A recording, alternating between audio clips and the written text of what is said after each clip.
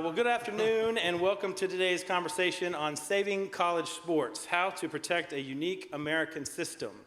It's a system that is not only unique, but evolving faster and more fundamentally than ever in its history. At the center of this transformation is a difficult balancing act. On the one hand, there's a growing consensus that college athletes deserve a fairer share of the value that they create through NIL opportunities, potential revenue sharing, and expanded mobility. On the other hand, universities and conferences are grappling with the financial reality of sustaining athletic departments, many of which rely heavily on a small number of revenue-generating sports.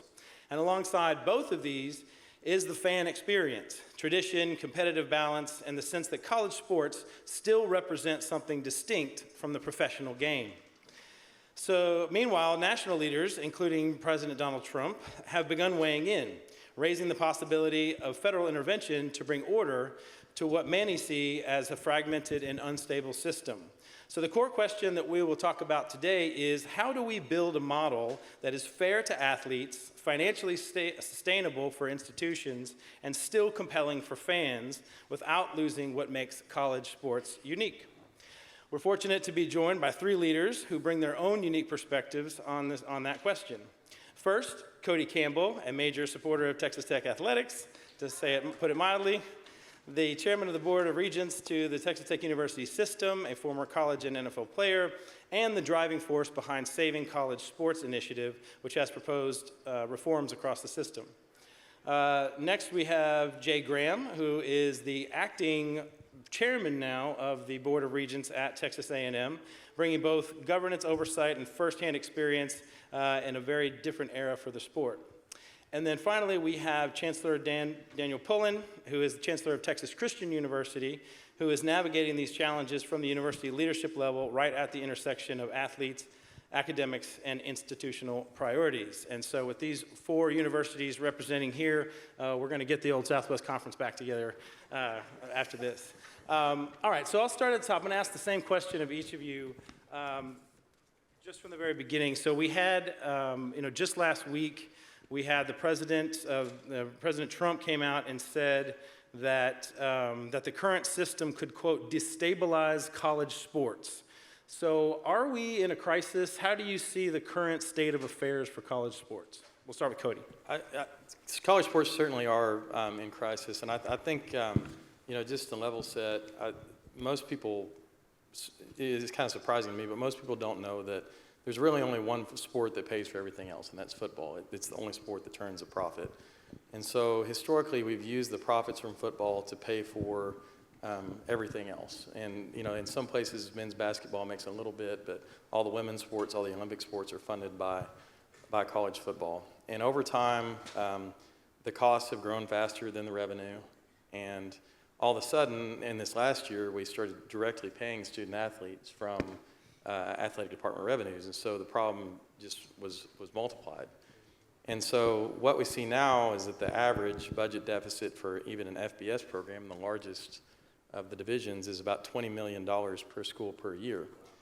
And so that is an unsustainable state of affairs. And so what schools have had to make the choice to do is to either divert revenue from the academic mission to be competitive, to fund their sports, or they've had to think about cutting sports, and the sports they think about cutting are the ones that lose money. So this is Olympic sports and women's sports.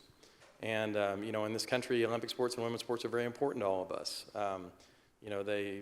We're the only country in the world that uses its higher education system as its Olympic development pipeline, so we have no Olympians if we have no college sports. And then a stat that I just think is mind-boggling is that 90% of women who end up in C-suite roles in American companies have a sports background. And so the impact on women that sports have had in this country are absolutely incredible. Not to mention the fact that 550,000 student athletes are benefited by the opportunity for education, social mobility, and everything else that college sports provide. And it really does belong to all of us. Ultimately, the whole system was built and funded by taxpayer money and continues to be. These big coaching buyouts you see are ultimately taxpayer money or tuition dollars. And so this thing is a national treasure. You know, another interesting stat, 60% of American CEOs have a college sports background. So it's this incredible leadership development tool that we have. And we are truly at risk of losing it purely, the headlines talk about the transfer portal and, eligibility and all these other things, but the financial part of it is what is going to start causing sports to be cut, opportunities to be reduced, and the size of this, national treasure that's such a great leadership development tool for our country to be shrunken in size and potentially eliminated at many universities. And Jay, that's a great explanation of kind of what's at stake here. So from your perch, what DEF CON level are we at in college sports right now? Well, I think it depends on what sports you're talking about. To Cody's point, I think for the non-revenue sports, which is, we have two. Our men's basketball makes a little. But yeah, we don't have a revenue problem, we have an expense problem. And so, we're not at any DEF CON at A&M. We're making money. We're in the green, which is a great thing. We've got, a lot of passionate donors and that really foot the bill. And, we're going to be okay, but it's the others that we have to worry about. And I think depending on who you're talking about, there's probably some at, maximum DEF CON, I don't know what, 1 to 5 or however you want to say it, and others that are not. But I think it's the leaders in the business, Cody, the Texas Techs, A&Ms, UT, we got to step up and lead this thing and make sure, because Cody's right. I didn't play in college. My sons both do. My oldest just graduated from A&M, played football there for 6 years, which is part of the problem, right? That someone can play for, and he did try to get a 7th, but we couldn't figure out a way to Nice get to it meet for you, him. Doctor. And exactly. He's got 3 masters, by the way. But, I hire at my company, if it says college athlete on the resume, I almost don't even need to interview them. They're going to come work at my company. And if I don't have an opening, I'm going to find an opening for them. So it is something we have to protect. And Chancellor, you lead a private university. Do you feel like one of the schools that Jay is talking about that we have to worry about? Yeah, I think so. I'll talk about TCU, and then I want to talk about Texas, maybe more broadly. But TCU, we're a private university. We don't have a state-level appropriation. In many ways, our finances rise and fall on the back of tuition, and largely that's undergraduate tuition. And a great endowment and generosity from philanthropy, but really, about 60% of our budget comes from undergraduate tuition. And one of the ways we compete in one of the differentiators at a school like TCU is that there are only about 7 universities in the whole country where the overgeneralized 17-year-old is thinking about where to go to college, and where, in our case, at least, to invest a pretty fulsome tuition rate. Where else can you go to get a small private school feel with big-time Power 4 sports and amenities that belie the size of the university, all set against the backdrop of a really cool town to go to college in, and that's Fort Worth, Texas, right? There aren't many other universities in the country that have all 3. And so if college sports becomes untenable financially, or there's further consolidation and a shakeup in small private universities like TCU or Baylor or SMU, some other great Texas institutions get left out, then we lose a core part of our value proposition to the incoming freshman class and the next one and the next one. And so it's hard to really hit our enrollment numbers. And when we poll our students and we ask them, what are the meaningful reasons why you chose TCU over Brand X, about 80% of our undergraduates would say, because I can have a small school feel and still participate in big-time college athletics, whether it's as a student athlete or just as a student fan. And if 80% of our students are choosing our value proposition meaningfully in part for this, that's a big priority, and that's why we've elevated it to one of the key strategic pillars in our strategic plan. That's why, I'm running around the country with Cody and others, working really hard to try to save college sports. And it's not just about TCU. We've got over 70 universities in Texas that participate in either D1, D2, or D3 sports. And think about all those universities and all those towns, whether they're big towns like Fort Worth or small towns like maybe some of the places that you're from, right? Think about the economic driver of higher education, what that means for jobs and quality of life. And tax revenue and the ability to provide, public services, including common education. It's really, really important. And so, we think about it every day at the TCU level, but I think about it every day from a Texas economic impact and a quality of life and an opportunity to have an education citizenry that's going to define the future of Lone Star State. Cody, every one of you has talked already about the economics and the revenue issues that are threatening college sports. Is that the key piece, the key problem? Is it just the revenue, or are there other bigger issues that need to be solved other than just making money? In my view, there are essentially two categories of issues. One is revenue that we discussed. The other is governance. As it stands right now, because of one primary Supreme Court decision, there is not a body that really has the power to make and enforce rules. And so that's why you're seeing these unlimited transfers. That's why you're seeing, eligibility basically unlimited. There may not even be academic eligibility requirements at some point. And it's all because college sports have been, as Justice Kavanaugh said, operating contrary to every antitrust law that's ever been written for the history of college sports. And they don't have an exemption from antitrust law because they don't collectively bargain with their athletes or have a statutory antitrust protection. And that has to be granted by Congress. And so those are the two things that need to be solved is, we've got to go in there, and allow somebody, and many people don't want the NCAA to be that somebody because they think they created a lot of the problems that we have today, and I would tend to agree with that statement. And so somebody needs to be able to make and set rules that make sense and are good for everybody, but then also we have to find a way to control cost, we have to find a way to generate more revenue, and we have to find a way to distribute it in a way where everyone can survive. And so those are the challenges we face right now, and at this point, the headlines have gotten very regular. It's getting a lot of attention. The president has gotten involved pretty heavily recently. It's being discussed in the halls of Congress. And so what has to come out of it is a piece of legislation that resolves all those issues. And it can't be a piece of legislation that's only good for the big schools. And there are two reasons for that. First of all, again, this is an institution that benefits the whole country. It's not just University of Texas or Texas Tech or Texas A&M or TCU. It's all of us benefit from it. It's 550,000 student athletes. But the other reason is very practical and very political is that if you're going to pass a bill, it's got to get 60 votes in the Senate, so it has to be bipartisan. So it has to be able to get enough Democrat votes to pass. But it also has to be able to get enough votes from states like the University of Wyoming that has 2 Republican senators. And they care a lot about what happens to the University of Wyoming, and they're not exactly doing great from a financial standpoint when it comes to athletics. And so we have to be considerate of all the different factors that are at play in here as we try to sort of navigate both the practical and the political obstacles that we face to finding a solution that can sustain this system that's done so much for the country. And as we look ahead at solutions, Jay, whether it's legislation or something else, people are asking the question, okay, well, what's fair? And really the question is, well, what's fair for whom?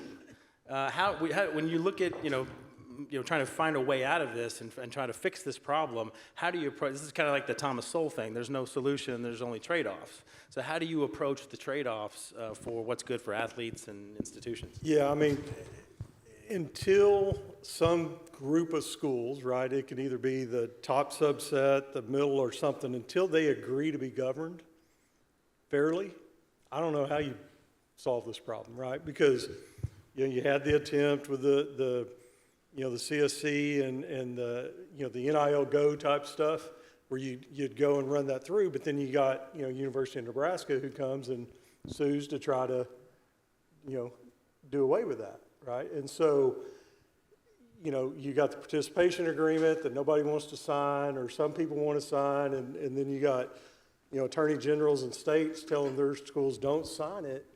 And so Congress can pass a law, but what's going to stop, Cody's point, the state of Wyoming or state of Colorado or even the state of Texas to sue and go, that's not what's right for our schools. And then it's all right back in the mix. And so until you get some subset of schools who can just agree to run it a certain way, And they're gonna have to figure out, it's gotta be fair for everybody, right? And we're at a conservative policy conference, and so, putting forth, we generally don't think to look to the feds to solve our problems with folks in here, and yet we're sitting here talking about, the need for federal legislation. And just to be clear, the reason that we have this problem is because of a court decision that was unanimous, that was authored by Gorsuch, that a consenting opinion was written by Kavanaugh.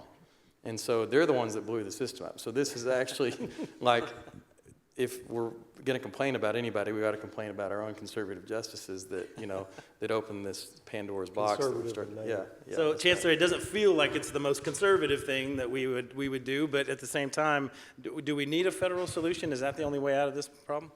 Yeah, I mean, I think it's the combination of a federal solution, to have an antitrust exemption, to be preemptive of state level laws, to actually get some cost control under the enterprise.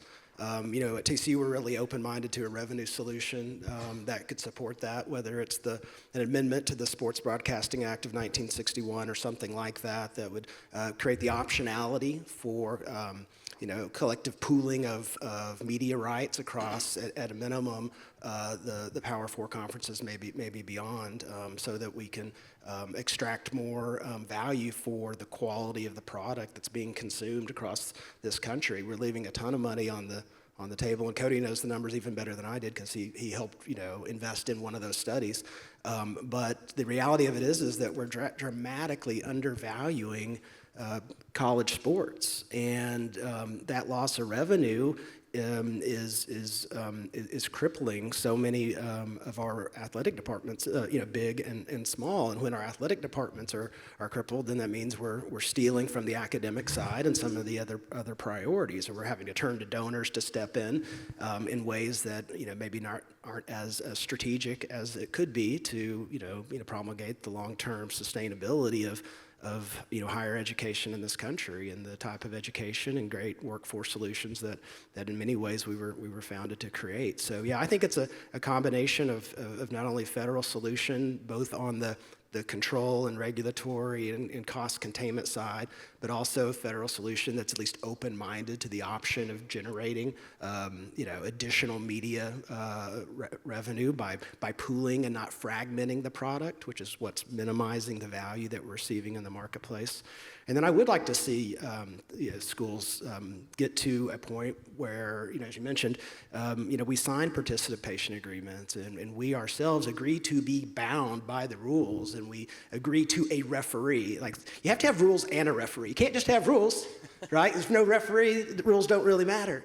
And so that's what the participation agreements are about. And I know we're making progress there. We can't quite get over the finish line just yet, but we're working our hardest to get both. So I think if you get internally a set of schools saying we're going to be bound to not only rules and a referee, plus a federal solution, right, that allows us to get regulation, cost control, preemption of the various laws across 50 states, and the optionality for meaningful revenue to help offset what is an unfunded, liability given the new the rules coming out of the Supreme Court, then we may have a solution on our hands. Yeah, that sounds like a good agenda. How does, Cody, the president's recent executive order on that fit into this? Because, there are some good ideas in there for sure, but it does feel a little micromanagey on, like player eligibility and things that maybe should be handled at the conference level. Yeah, I think that what the president was trying to do was sort of walk a little bit of a tightrope. He's hearing it from everybody now, right? And he actually openly said, I'm going to have an executive order and try to fix as much of this as I can. He is somewhat limited, the executive branch is somewhat limited in what it can do by itself. Again, this is a congressional problem, unfortunately. It just is what it is. And so he did as much as he can to kind of try to stem a little bit of the bleeding with respect to guys playing 8 years and transferring a bunch of times and doing those kinds of things. And whether his executive order will stand up in court, he openly said he doesn't care if it does or not. He's fine with being sued. He's fine with being prosecuted. He's fine with being indicted, everything else. So, a couple of lawsuits don't bother him. But ultimately, what he wanted to do was, put some amount of pressure on Congress to actually act. And I know they have a lot going on, but they also have plenty of time on their hands, and they can walk and chew gum at the same time. And this is an issue that's important to the country. But what I can tell you from being in Washington, working on this, and is that there is quite a lot of momentum now, and that momentum is bipartisan. This is an issue where you sort of have to check your ideology at the door and think about it through a different lens, and just recognize the fact that this is a system that it is collectively owned already. Number one, but number two, there isn't really a partisan divide in it. You know, we all love sports. It brings us all together. It's perhaps one of the only unifying things that we have. You know, Republicans and Democrats both love sports. And so it's a unique part of our culture and a unique part of being American.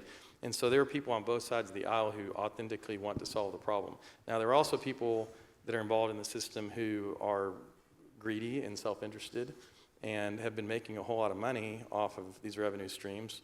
And they don't want to see that go away either. And so they are doing everything they can to fight against the solutions that are pretty easy. You guys see it in Austin all the time.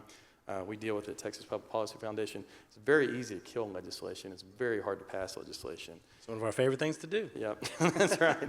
And so in this case, if we don't pass legislation, you are going to start seeing a lot of universities have trouble. There was a call that I listened in on the other day. Republican Senator Schmidt from Missouri was on the call, along with Democratic Senator Cantwell from Washington. They've been working together on a bill. Senator Cantwell's also been working with Senator Cruz. They're making some progress. But the president of Washington State was on the call. And you know, they're a land-grant university in the state of Washington. And she talked about how their university as a whole is essentially circling the drain because of realignment. You know, they were left out of the Pac-12. They lost a lot of enrollment because of it. They lost a lot of revenue because of it. And she said, I hope that we will survive, but I don't know that we will. And I think that should be a warning to all universities. If you are left out, if we don't find more sustainability to this, people can't afford these budget deficits that are now, you know, ballooning. You know, Penn State announced that they had a $535 million athletic deficit, or athletic debt, essentially. You know, Rutgers is running a $90 million a year deficit. Those are things that are, to Chancellor Pullen's point, detracting from the academic mission. You know, we're not equipping people for the workforce. We're not, you know, equipping people for life and educating them because we're spending all this money on athletics, and it's absolutely not necessary because there are solutions. There are ways that we can control the cost and we can increase the revenue.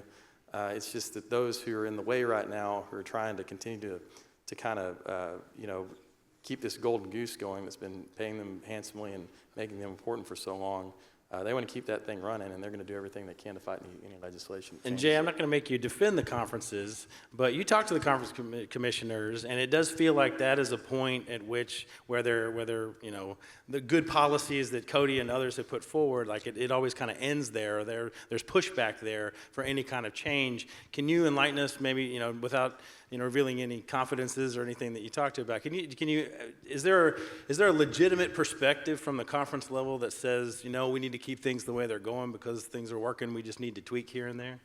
No, I'll tell you, I've talked to Sankey. No, things aren't going good.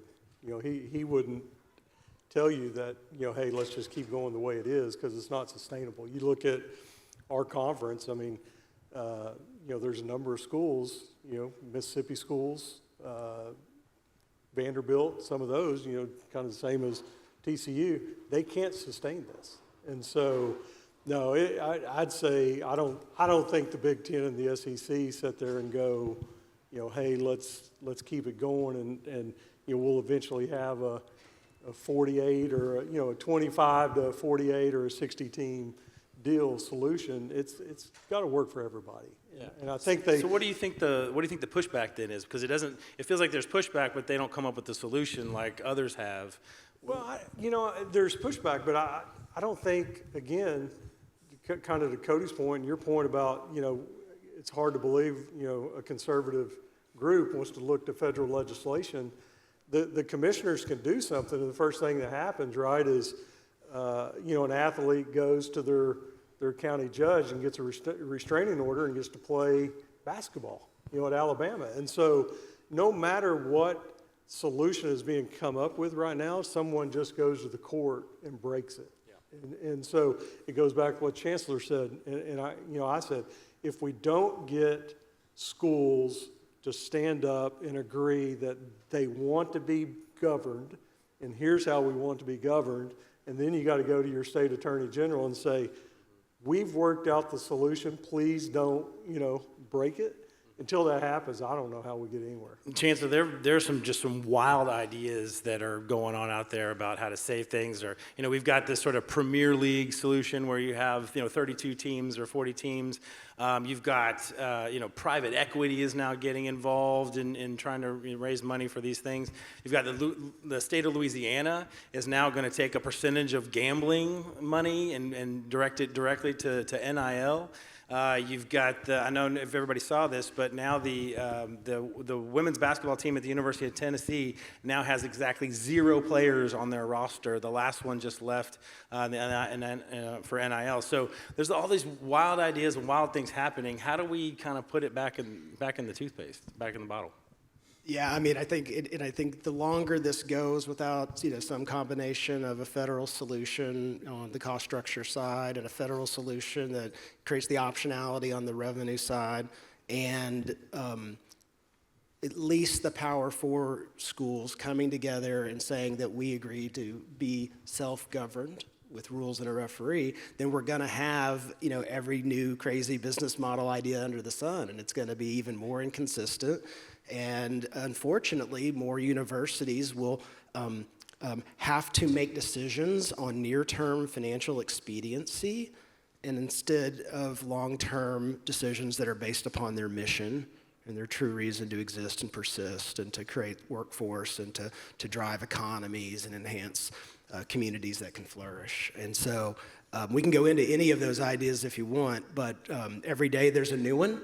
And some universities are taking the bait, and maybe not because they want to or they think it's clairvoyant, but because they have to, right? And I think we want our institutions of higher education to make decisions based on mission and to make decisions that are financially responsible and that are about the long-term impact for, in this case, Texas, but really long-term American competitiveness. I think Cody and I can both tell you private equity is good for some things and not good for others, right? I mean, you don't want our universities ran by private equity because that's not aligned with the goals of education and what we want to come out of these athletic departments. So we got to figure out how to keep them Now, out. when private equity comes in, the first thing to do is they look at a business and they evaluate the lines of business that are not making money, and they cut them.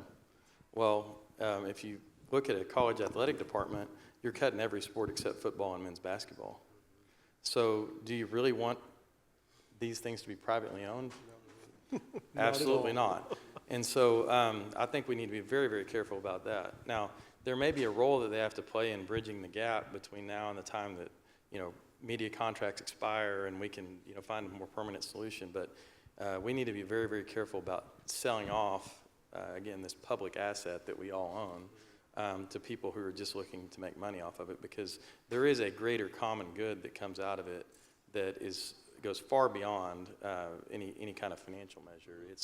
It's what it does for communities. It's what it does for individuals. It's the opportunity that it provides for kids like me, who I wouldn't be sitting here if it weren't for the chance that I had to play college sports. And so, and I'm forever grateful for that. But it's just very important that we're super careful with this treasure that we have, and it seems like we're being awfully careless with it. Now, I got to ask you, because you're sitting here, I want to just have this be a love fest. On the one hand, Cody, you've been waving the flag and trying to get attention on this issue more than anybody else across the country, and yet at the same time, Texas Tech has been, the system is what it is, and Texas Tech has been very active in the NIL and for paying players. We have at least one Bearcat fan here who wanted me to ask you about why you took his quarterback. But that aside, we'll deal with that after. But that aside, some people have asked, well, you're talking about reforming the system and how bad bad it is and how it's unsustainable, and yet at the same time, Texas Tech is probably leading the country in using NIL and things like that. How do you reconcile that for people? Well, I mean, look, as long as the rules are what they are what they are not, we're going to do everything we can be to be competitive, as everyone should be. But the reason I've gotten involved with this is because of my involvement in trying to come up with a good strategy at Texas Tech for how to remain competitive. And it started, 5 years ago when I got on the board at Tech, and A&M and OU left the conference, and we're all scrambling around trying to figure out what's happening. And I was, like I said, a new board member, but they said, hey, they usually kind of have one board member that's charged with kind of looking at different issues. And they said, hey, you played football. Why don't you try to figure out, what's going on here? And so one of the first calls I made was to Texas Public Policy Foundation. And we commissioned a study on the problems in college sports, the roots of basically how the system started and why it's gotten into the place that it was. And I believe that paper was the first academic paper that was published on the subject now nearly 5 years ago. And so we've been studying it for that long, but all of that emanated from these different strategies that we, at Tech tried to kind of identify to basically take advantage of the inefficiencies in the market. Now, do I think they're good? Absolutely not, but I also am going to do what we need to do to survive and win. I don't want to end up like Washington State where, we're left out, we're, behind, we lose enrollment, we lose student engagement, we lose alumni engagement. You have to do what you have to do to survive right now, but we need to make the system a system that's sustainable for everybody, because I genuinely care just as much about the kid who's running track at Fresno State as I do about the kid who is playing football at Georgia. The opportunity that each of those kids gets is equally life-changing. The impact that it has on each of those communities is equally important. And so we have to keep that in mind. This is something that is for all of us. We all love our teams. We're all very tribal about them. I'm very passionate about it and about my school, but I understand that it's bigger than just Texas Tech. This is about the entire country and about this great institution that we have. Jay, is the super conference that's going on right now, the realignment, and I guess we're going to have a Pac-12 finally again, is that good for sports in general, or should it be smaller conferences? Because realignment's obviously a big piece of this. Is 16 teams in the SEC, is that good for college sports, or would you like to see something closer to what we had 20 years ago? I could argue both sides of that coin. I think at the end of the day, the Chancellor's right. You could have two super conferences of 60-something teams, or you could take the Power Fours and split them up 6 or 8 different ways. Those schools that are in these conferences right now have to step up and be the leader. And you could have it as one organization that, flips a switch and has AI print out a different schedule every year, or not, and maintain a few rivalries at the same time. I don't think that matters. I think what matters is governance. We've got to get these Power Four conferences to get in a room and agree to be governed. It's just, to me, it's that simple. Until A&M and TCU and Tech are on the same page with Washington and Ohio State and Penn State, Cody can throw double eagle 5 at it, and it's not going to matter. and he's right. He has to fight for his school. He's got a responsibility to Texas Tech to take care of Texas Tech first. And what he's doing is right by Texas Tech. And he's got to do that. Same I do at A&M. I've got to do what's right by A&M. And at the end of the day, it's up to leaders like Cody who are willing to put themselves out there and take the bullets and the arrows from other people to get this thing right. So I'm glad he's doing it, and I don't have to. Chancellor, I want to talk about paying players, because obviously NIL is the thing, the court case that ultimately created the NIL system we have, and now we have quarterbacks leaving and getting paid. You have on one side, you have the star players that are getting paid a lot of money. Then you have sort of this like seedy world of NIL, which sometimes they pay the players, sometimes you get in these contracts that are actually really bad for the kids. How do we get our arms around, because I think we all believe that as you said, that the students deserve to get, to get paid for the value that they're creating. But how do we get our arms around kind of the paying the players aspect of this? Yeah, I mean, I think it's, we're working on it. It's a work in process. Again, part of some of the proposed federal legislation helps corral some of that bad behavior. A lot of times that's done through player agents.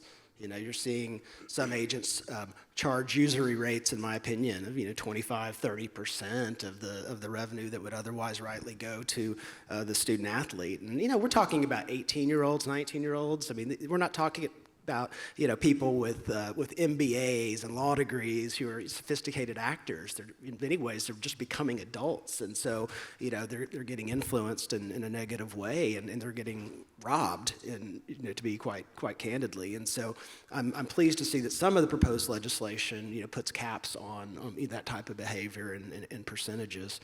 I think the settlement, it's the House case from last year, allows every institution to share revenue up to $20.5 million across the totality of their sports portfolio. And that gets sliced and diced in different ways based upon sort of university level priorities. Some schools may want to be all in on football, and some want to be all in on women's basketball and whatever.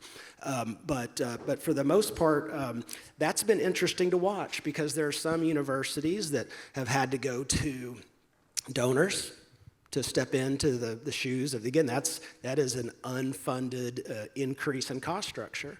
And that's created a lot of donor fatigue. That's diverted a lot of philanthropic dollars away from academic projects, or it's delayed them at a minimum. Some schools have turned that into unnecessary tuition increases to pay that $20.5 million. And that's putting it on the back of our students and our families who are investing in higher education. That doesn't seem right. Some are putting it on, ticket prices, right? And that's another tax. I know of some schools that have had to tap their endowment, right, and have lost the power of compounding returns. And endowments, and in many ways, are a subsidy that keeps tuition increases at a minimum. And when you have a lower endowment, you have a lower subsidy, and therefore, in a largely fixed cost business, which is what higher education is, it always trickles down and it hurts the student. And so we've got to get it under control. We've got to get some clarity as to really what is the financial intensity of it. We need to understand what are the options to generate additional revenue to really get the value of what we're putting into the marketplace. I think it was Cody's studies first, and it's been validated by several others. But if you look at like just college football, right, we generate twice the viewership of the NBA, but receive half the dollars per viewer. Right? And nothing against the NBA, good for them. They negotiated a great market-based deal. All we're asking for is the opportunity to negotiate a great market-based deal so that we can cover the cost, appropriately pay the players with real rules and real referees, and add some stability that can ensure the longevity of college sports, and certainly for the Power Four, but for really across the board, so that the great universities and the great communities, large and small, can continue to do what they've set out to do and what taxpayers invested in them to do to begin with. I'd like to get both your opinions on the paying players too, because that really seems to be the pain point here, is that's where all the money's going now that's causing all these financial troubles. The irony is we're sitting here talking about paying players millions of dollars, and yet college sports is broke, and it's going to affect the other sports. Yeah, so we don't even know the full financial impact yet of paying the players. I mean, they're already massive. Like I said, $20 million per school per year was the average in 2024 before the House settlement, before we started paying players. So now there's no telling what the 2025 numbers are going to look like. They're going to be horrendous. And so, one thing that has to be done is there has to be a real salary cap. Every, professional sport has one. And all we've done since this House settlement and the College Sports Commission, everything is everybody's tried to figure out ways to circumvent it and spend even more money. And so now, in order to be competitive, instead of this $20.5 million cap, most people agree you have to spend well over $30 million in order to be able to be competitive. Well, again, that just comes out of, different sources and places and taxpayer money and tuition dollars and donors and everything else that are taking away from the academic mission and other things that are important. And so we have to put a cap on that. I think that we ought to talk about coaching salary caps because they've gotten absolutely out of control. These buyouts are asinine, and and again, that's that's just it. So if you're an athletic director and you're like, I'm going to get fired next year if we don't win. So if I hire a coach and I pay him too much or give him too big of a contract, they're going to keep me around. More money's going to come in. It'll be all good. If he doesn't work out, I'm going to be fired anyway, and the next guy's stuck with the contract. So that's kind of what has happened at many places. And so we have this sort of, we have this kind of problem. And I think that you're going to have to start capping those expenses. Also, when we talk about conference alignment, it does not make sense that West Coast schools are in the same conference as East Coast schools. And the distances between them are, are absurd. Like UCLA came out and reported that the incremental increase in revenue that they got from the Big Ten was actually offset by their increase in travel costs. That's not only bad and makes no sense financially, but it's also really hard on the kids. If you're the volleyball team going on a Tuesday night to, across the country to play, it just doesn't work. And so we need to rethink the way that we organize things at a very fundamental level. Jay, I'm guessing you don't want to talk about coaching buyouts, so we'll go back to players, paying players. Get your thoughts on that. Hey, I'm a Longhorn. I had to get one dig in on the Aggie. We're the third most valuable collegiate sports program in the country behind UT and Ohio State, so we can afford it. But no, Cody's right again, which he always is. These kids, they want to be adults, they want to be treated like adults, they want to make money. Well, then it's time to start treating them like adults. Hold them to a contract, right? And you break the contract, and some schools are now brave enough to sue the student athlete, and you have to do that. You can't be one-sided. It got very one-sided early in the NIL deal where a kid could sign an NIL contract and next thing you know, he's headed off somewhere else. And this school's afraid to sue him because they're like, well, if I sue this kid, then the next one may not want to come here. So, I think we got to get a handle on salary cap. I think contracts got to be enforceable. I think you got to start limiting the amount of transfers. I think a kid could come in as a freshman, transfer after his freshman year. Maybe he thinks he made a bad decision, and then you go. If you want money, you go on two-year contracts at that point, and it kind of caps the amount of time someone could transfer because, it's not fair to the fans. A&M this year, right now in our spring practice, we have 48 new players on the football team from last year's, playoff run. Now, 25 of those are freshmen that graduated early and came in, but there's still 20, a quarter of the team said, you know what, I'm going somewhere else. And that's not fair to the fans. It's not fair to the players. I mean, and the chancellor said it, the agents, they're slum. I mean, what's happening to some of these kids, we've seen contracts come through where the agents are trying to slip in clauses that go all the way through their professional career. And if the kid doesn't read it and doesn't have the right person read it, they could potentially be on the hook to some, slime who took them for the rest of their life.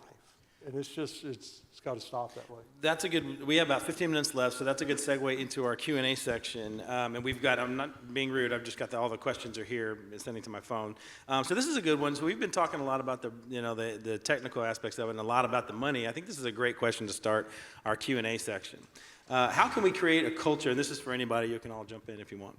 How do we create a culture of school pride where student athletes once again want to play for the love of the game rather than entering the portal just to see how much money they can make?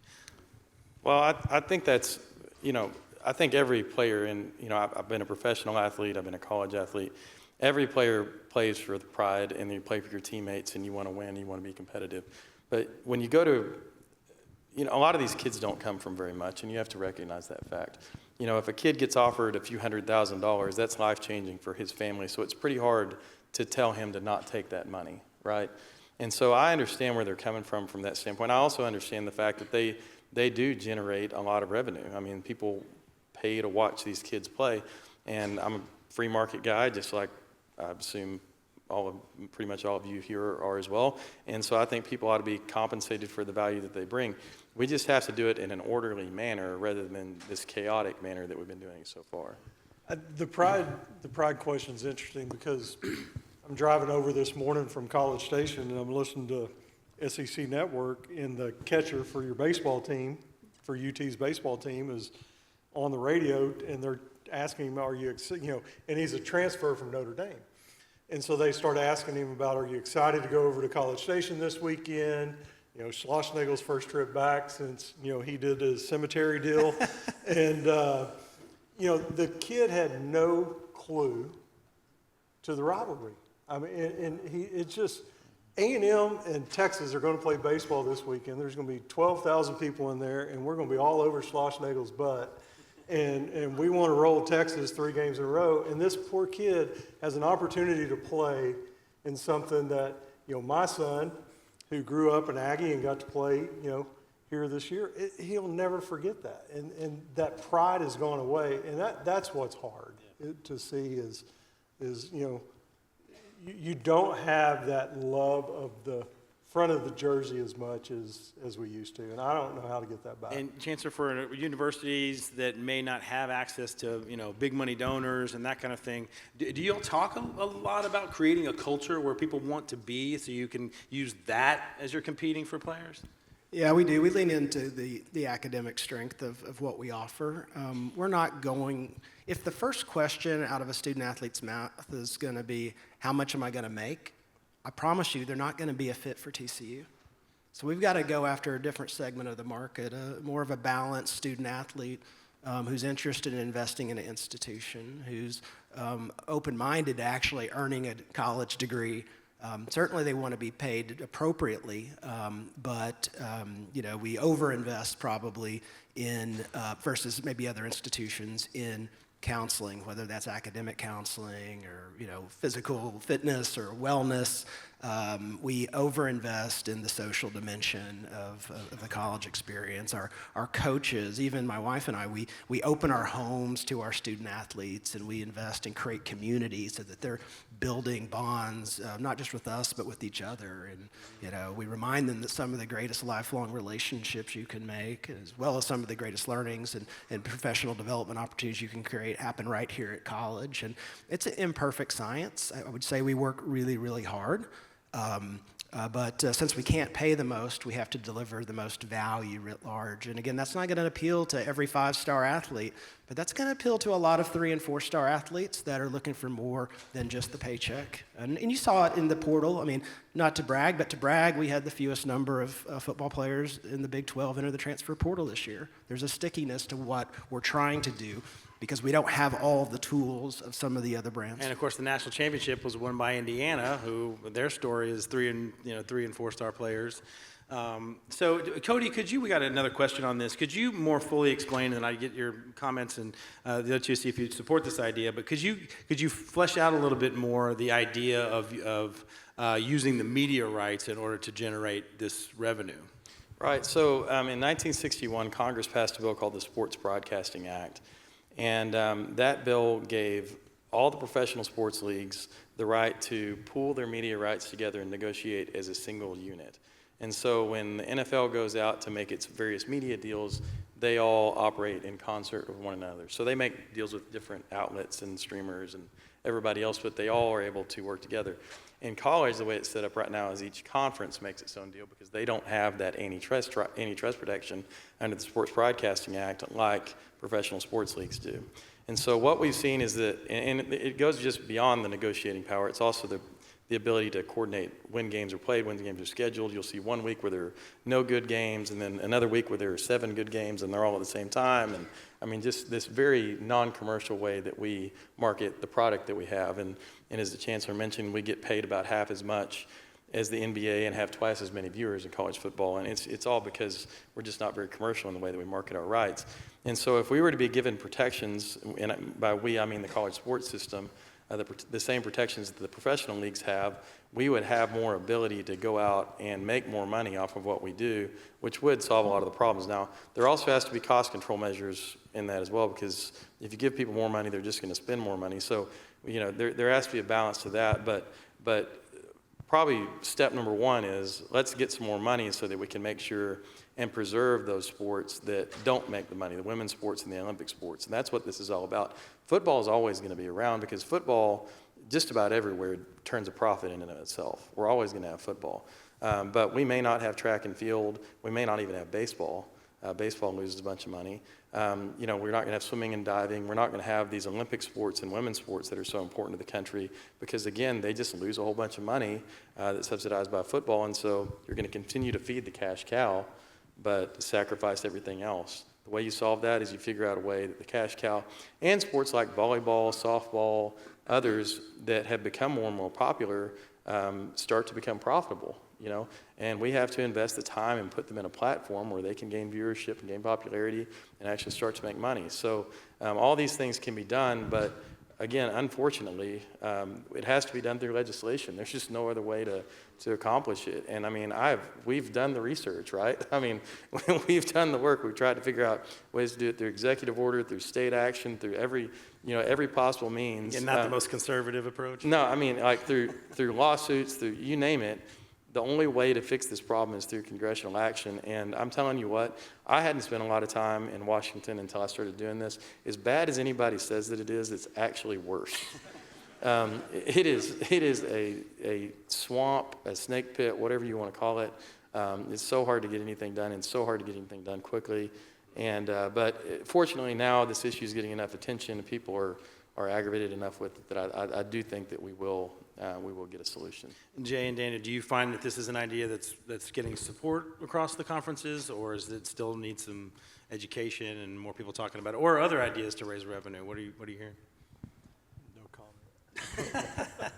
No, Cody, you've got to bring in more revenue, but it can't just keep going the way it is. If we don't solve the expense side of the equation, you can bring in $1 billion more dollars, and it's not going to matter. I looked at our numbers this morning to prepare.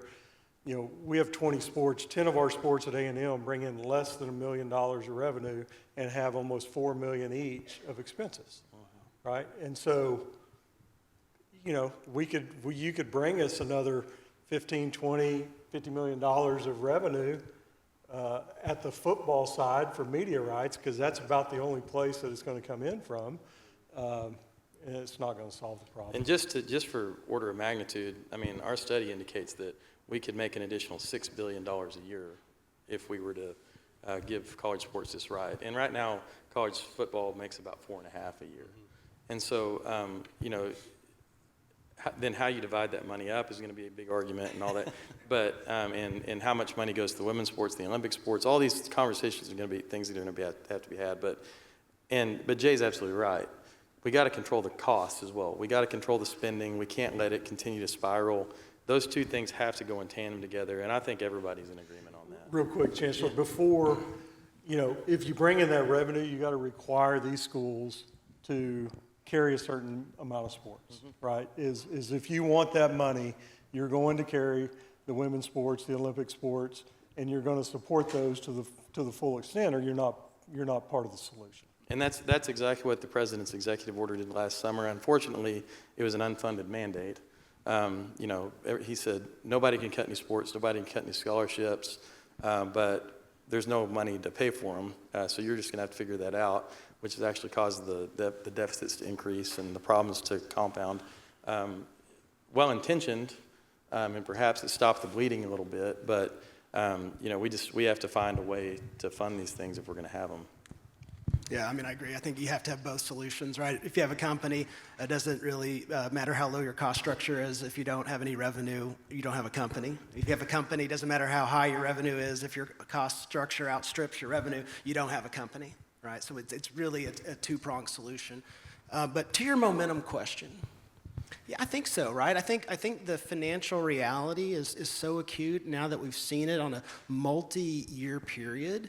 It's hard to ignore. And so I would say, I think more presidents are talking to more presidents, within conference and beyond conferences than ever before. I certainly know that more members of boards of regents and trustees are talking than ever before. We've got the President of the United States talking about it. We've got multiple bills in both the House and in the Senate. So there's a lot of people talking about it. And you can bridge fund something 1 year, maybe 2 years, but depending on the financial condition of your university, your marketplace, you can't bridge it forever. And at some point, maybe you got a little fat you could cut, like, the way TCU, we solved our $20.5 million problem, not by asking for donors or taxing our students or raising tuition. We looked internally and felt like, how could we be even better fiscal stewards of the resources that we're entrusted with? And we found cost structure to step into that. So now that we have a permanent, repeatable, regular budget item to fund the revenue share. We don't have to worry about that component. We have to worry about the other components. But not every university is in that situation. And so it can only go so long before the bank is broken. And I'm actually very proud of the presidents and the boards of trustees and regents and our elected officials, and certainly those in Washington, and they're trying, and it's hard to get done. And it is a very foreign practice for those of us in the room to want something like this, but I see no other solution than federal intervention. Yeah, Brian, I want to add real Parting quick comments? to your you asked me about the conferences. One thing I'd like to see, football can do, whatever. It can be a national sport. I'd love to see some of our other sports, like softball, for instance. Why does my softball team need to go to South Carolina to play? Texas Tech came and played, at our softball field a couple of weeks ago, and Nigel's amazing. To watch Nigel play softball and have A&M and Tech play softball, I'm FaceTiming John Sellers at the time. It's like, man, thank you for bringing her, to Texas Tech where I could watch her play softball. But why does every sport have to necessarily be in the same conference, so to speak, right? And let's have our softball conference be TCU and Tech and Texas and Baylor, and cut down immensely on travel costs and actually bring rivalries and have us in the room watching things. I think that would help solve some of the cost problems. Cody, we'll give you the last word. Any parting thoughts on where we go from here? Yeah, I think that we just all kind of have to keep working. We in you have 3 universities represented up on the stage that are actually the winners in all of this. And so, we're fortunate to be in the state of Texas, an affluent state where we're well-funded, where we have, donors that have done well, we have alumni who have made a lot of money, all those sorts of things. So we've all been able to keep up. But I think, again, I just want to reiterate, college sports are nationally important. They benefit so many kids in so many different ways, so many different communities. They're worth saving. They're worth doing the work to save them. And so I would just encourage all of you, the leader on all of this is Ted Cruz, our own Ted Cruz. He is the chairman of the Commerce Committee. The Commerce Committee has jurisdiction over this issue. And so right now, the bill is in his office to get advanced. And so we all need to, every time we talk to Ted, and I talked to him yesterday, I tell him, Ted, where we at? How we doing? We got to get to work. And so he says it's his top priority. And he understands how important sports are to the state of Texas, especially football is this to our culture. And so I'm confident that he will get there, but it's got to be made a priority, and our window is very short, right? We're going to end up, by summer recess, it's going to be midterm season, and we're going to be out of runway. And then it's going to, who knows, what kind of impeachments or hearings or whatever are going to be going on for the next 2 years after that, potentially. And so this is something that has to take high priority. It has to be done very quickly, and is going to require some compromise. I was at the presidential roundtable the other day, and I said, look, it's just like any business deal. We have to find a solution where everybody's kind of equally unhappy with it, And if we can get to that place where we're all equally unhappy, we probably will find a solution. And so I think that's where we're going to have to go with all this, and we're going to have to compromise with Democrats. We're going to have to compromise with small state Republicans. We're going to have to compromise with small state, you know, in big schools and small schools and rich schools and poor schools, and we're going to have to figure those things out. But it is going to take some work, and I do think that the one thing that this group of people can do is just keep reminding Ted this is important to all of us and make sure he keeps working on it. Great. There are no solutions, just trade-offs again. Yeah.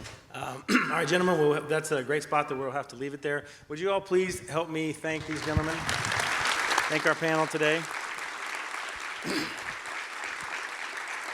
And of course, thank you all for being here, and we will see you tomorrow.